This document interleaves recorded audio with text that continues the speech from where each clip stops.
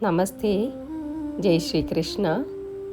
ഭഗവത്ഗീത അധ്യായം 9. രാജവിദ്യ രാജഗുഹ്യയോഗം. ശ്ലോകം 2. അർത്ഥവും വ്യാഖ്യാനവും. രാജവിദ്യ രാജഗുഹ്യം പവിത്രമിദമുത്തമം പ്രത്യക്ഷാവഗമൻ ധർമ്മ്യം സുസുഖം കർത്തുമവ്യയം. ഇത് ജ്ഞാനങ്ങളിൽ വെച്ച് ഏറ്റവും ശ്രേഷ്ഠമാണ്, രഹസ്യങ്ങളുടെ രഹസ്യമാണ്, പരമശുദ്ധവും പരമോത്കൃഷ്ടവുമാണ്.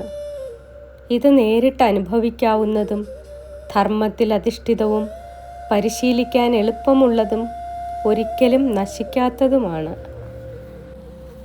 ഈ ശ്ലോകത്തിൽ ഭഗവാൻ ശ്രീകൃഷ്ണൻ ഭക്തിയോഗത്തിൻ്റെ മഹത്വം എന്താണെന്ന് വ്യക്തമാക്കുന്നു. രാജവിദ്യ, വിദ്യകളുടെ രാജാവ്. ഈ ജ്ഞാനം എല്ലാ വിദ്യകളിലും ഏറ്റവും ഉന്നതമാണ്. കാരണം അത് ആത്മാവിനെ തിരിച്ചറിയാൻ സഹായിക്കുന്നു. രാജഗുഹ്യം, ഗുഹ്യങ്ങളിൽ രാജാവ്. ഇത് വളരെ ഗഹനമായ രഹസ്യമാണ്. പക്ഷേ ഭക്തിയുള്ളവർക്ക് അത് എളുപ്പത്തിൽ ഗ്രഹിക്കാൻ കഴിയും. പവിത്രമിദമുത്തമം. ഈ ജ്ഞാനം മനസ്സിനെയും ആത്മാവിനെയും ശുദ്ധീകരിക്കുന്നു. അതുകൊണ്ട് തന്നെ ഇത് ഏറ്റവും പവിത്രമാണ്. പ്രത്യക്ഷാവഗമം. ഇത് കേവലം സിദ്ധാന്തമല്ല, ജീവിതത്തിൽ നേരിട്ട് അനുഭവിക്കാവുന്നതാണ്. ധർമ്മ്യം. ഇത് ധാർമ്മികമായ വഴിയാണ്, മനുഷ്യനെ ശരിയായ ജീവിതത്തിലേക്ക് നയിക്കുന്നു. സുസുഖം കർത്തും. ഈ മാർഗം വളരെ ലളിതമാണ്, ഭക്തിയോടെ ചെയ്താൽ ആരും അനുസരിക്കാം.